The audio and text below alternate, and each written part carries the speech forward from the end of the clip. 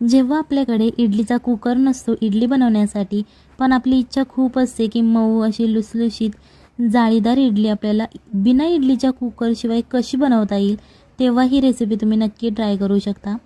किंवा इडलीचा कुकर असूनसुद्धा खूप छान मस्त लुसलुशीत मऊ अशी इडली होतात। ही इडली बनवण्यासाठी सगळ्यात पहिल्यांदा आपल्याला इथे 1 कप दही घ्यायचं आहे।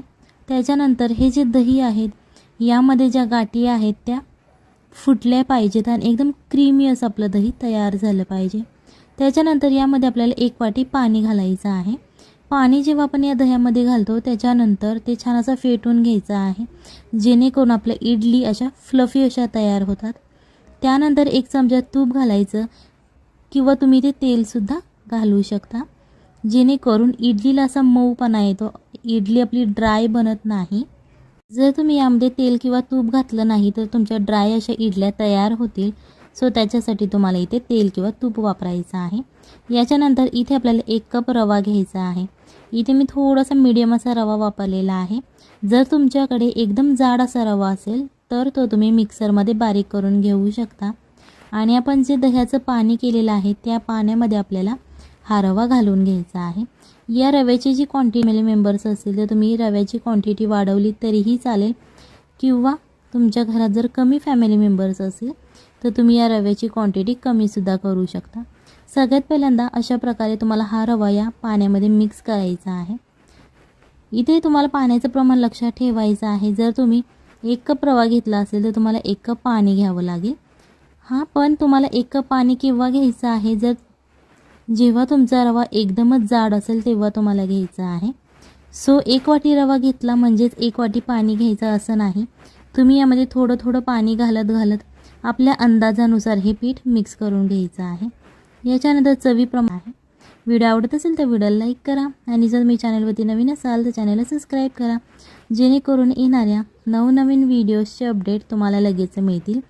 सो अशा प्रकारे आता हे आपलं मिक्स करून झालेलं आहे पीठ, हे आपण 10 ते 20 मिनिटासाठी साईडला ठेवणार आहोत। जर तुमच्याकडे जास्त वेळ नसेल तर तुम्ही कमी वेळ ठेवलं तरीही चालेल। याच्यानंतर इथे आपल्याला एक पातेलं घ्यायचं आहे मोठ्या आकाराचं, त्यामध्ये आपल्याला 2 ते 2.5 ग्लास पाणी ओतायचं आहे।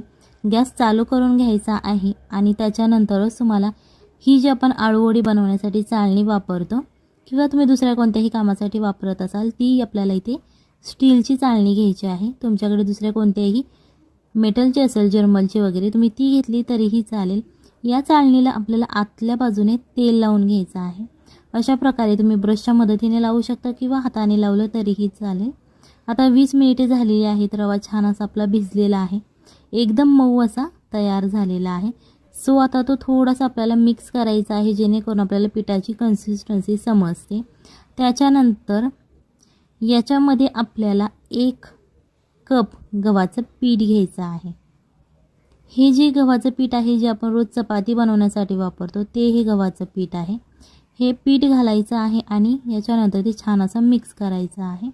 तुम्ही चमच्याच्या मदतीने करू शकता किंवा हाताच्या मदतीने मिक्स केलं तरीही चालेल। पीठ मिक्स करून झाल्यानंतर तुम्हाला दिसत असेल बघा अशा प्रकारची ही कन्सिस्टन्सी आहे।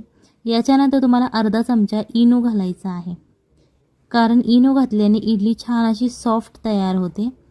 तुमच्याकडे इनो नसेल तुम्ही खायचा सोडा वापरला तरीही चालेल। आता हे जे भांडं आहे आपण ठेवलेला ही चाळणी ती छान अशी गरम झाल्यानंतर त्याच्यामध्ये आपल्याला अशा प्रकारच्या मिनी इडल्यासुद्धा तुम्ही करू शकता।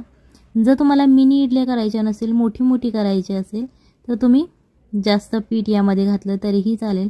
इथे आपण छोट्या आकाराच्या इडल्या घातलेल्या आहेत।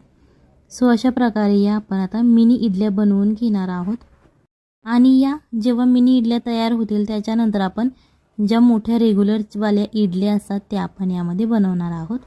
लहान मुलांसाठी या मिनी इडल्या खूप छान असतात, त्यांना दिसायलाही खूप छान दिसतात त्या आणि लहान मुले आवडीने खातात किंवा त्यांना अशा नवीन नवीन वस्तूंची म्हणजेच पदार्थांची खूप त्यांना आवड असते। नवीन एखादं इंटरेस्टिंग दिसायला छान आणि चवीलाही छान असणाऱ्या गोष्टी त्यांना खूप आवडतात।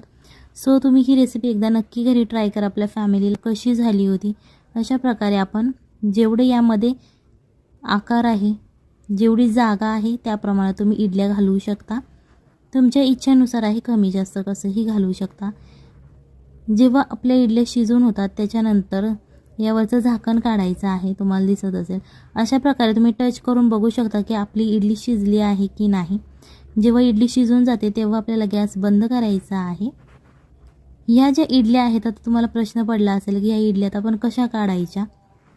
काढायला काहीच अवघड नाही, अजिबात त्या इडल्या तुटतसुद्धा नाहीत काढताना. अशा प्रकारे सॉफ्ट आणि स्पंजी अशा आपल्या इडल्या तयार होतात.